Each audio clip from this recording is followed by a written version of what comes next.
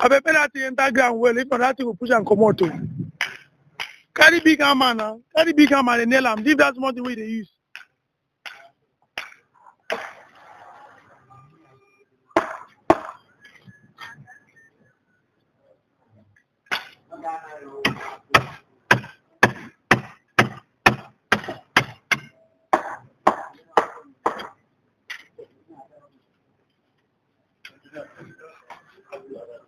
So tomorrow,